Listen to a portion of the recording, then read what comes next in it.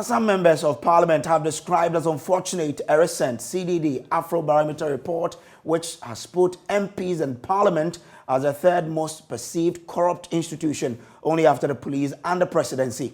Speaking to Joy News in Parliament, Sanarigu MP Alhaji ABA Fuseni and MP for Botiano English Amanfro Sylvester Tete say the perception is unfair and stems from a lack of understanding of the work of MPs. MPs being very corrupt. Yeah. With respect to what? Because there are things you don't handle and they are not monetary issues or things that are of pecuniary benefit directly. This is essentially a lawmaking. I will not for any moment say that MPs are saints and others, and for that matter, you cannot get anybody who does anything on top. I'm not saying that, but to say that the institution itself as a whole is manifestly so corrupt that it can be rated as a third, respectfully. What do you think fits into that perception?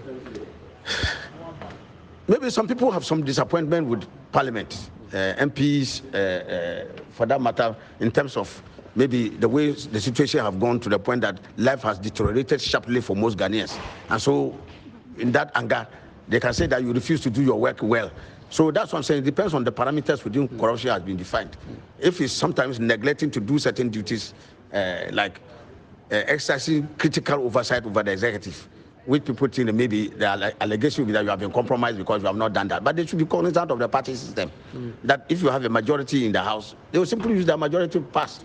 And anybody can bear eloquent testimony to how we have held the feet of government to the fire of accountability. We in the opposition. So to say that everybody is... Yeah. So why do you think people perceive that MPs are this corrupt? Well, it's unfortunate that people could perceive MPs as third most corrupt, or Parliament as an institution for that matter. That's quite unfortunate. I haven't seen what basis they are providing for this until I see that I'll be able to comment fairly. If it's a perception, well, they need to get to reality.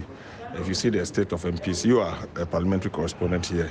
If you see what MPs go through, I mean, MPs are not... you don't sign checks, even at common farms.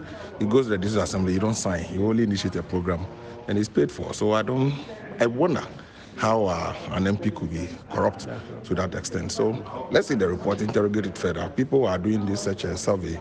Perception can equally cripple this country. And I think that we should be careful how we throw out this in the public domain to undermine and then, of course, as it were, to kill public institutions and the confidence in it.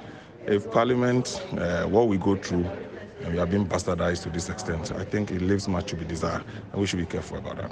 Thank you very much, Honorable. For more on this, we've been joined on the line by Mavis Zupog Dome, who is Ghana National Investigator for Afrobarometer with the CDD Ghana. Now, thank you so much for your time. Can you tell us the reasons that the public assigned to their decision for putting the various institutions where they are on this table? Good afternoon to you and your listeners. Thank you for having me. Before I actually go into giving any reasons, I would say that this is a quantitative survey, and therefore the question of why you think that somebody is involved in the act of corruption is not asked. Now, Afrobarometer do take public opinion on governance, democracy, socio-economic issues across. So far, we have done surveys up to 39 countries, and it started in 1999. And for Ghana, our sample size is 2,400, which gives us a margin of error of ±2.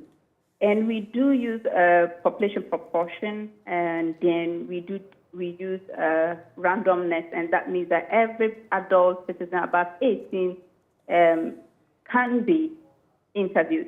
Now, basically, the question we ask is, how many of the following do you think are involved in corruption acts, or haven't you heard enough?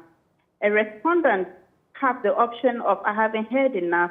None are involved in corruption. Some of them, all of them, or most of them. Now, when we talk of the act of corruption, it is not just about money.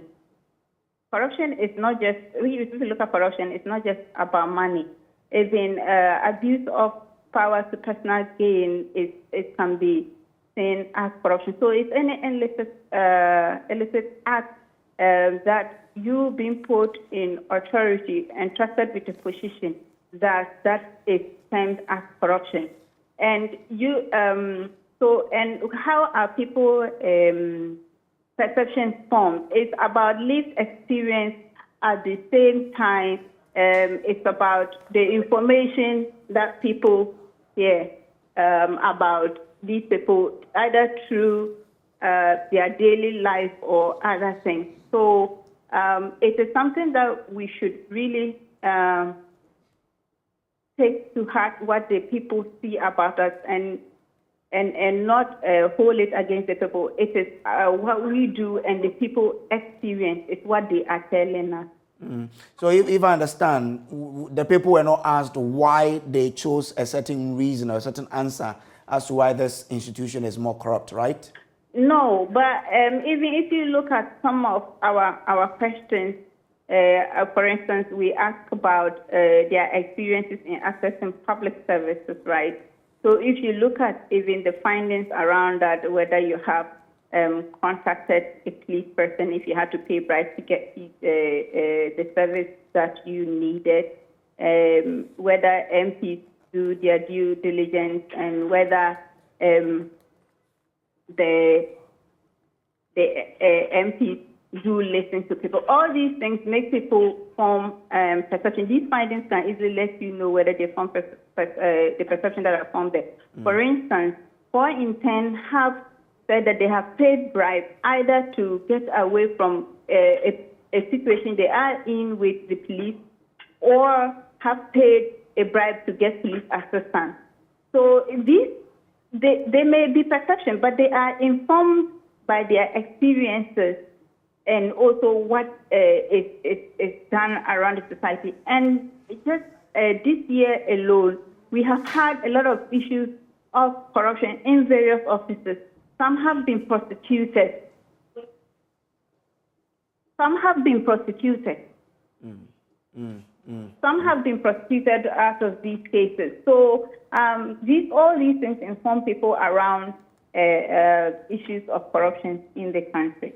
So if they say they have made payment to get a service done for them, is it in relation to all the institutions or probably some of them? Because I'm thinking, how No, can so they... I was just making in reference, for instance, for example, the police. Now, Ghana Health Service too, there was that. Accessing education, there was that. So I'm just using an example as in some of the institutions we even mentioned, like public institutions that people go to access services like education, health, documents, police. When we ask, people alluded to the fact that they have paid bribes just to access services. And these are corrupt acts.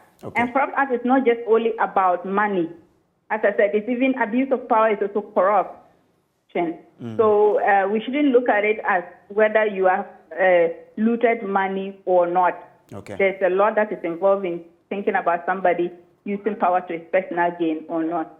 Or his position. The MPs are saying that, well, if somebody is perceiving them to be corrupt, then a person has little understanding of the work they do. Is that a sort of, a view that you do get from the respondent, that they have little understanding of the work of an MP? No, that wouldn't say, because if you, when we look at the democratic tenants, when we ask them of their view around these things, if they did not understand it, I'm sure they would not be able to answer these things, right? So if you look at whether they say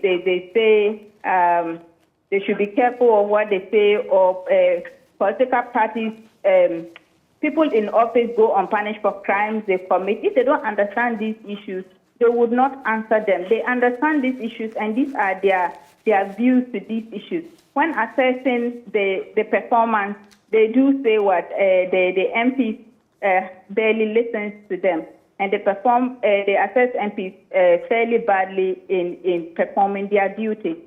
So people understand the MPs, their duty. That's unfortunate. We've lost Mavis Zupok Domit. She is the national investigator for Afrobarometer at the CDD Ghana.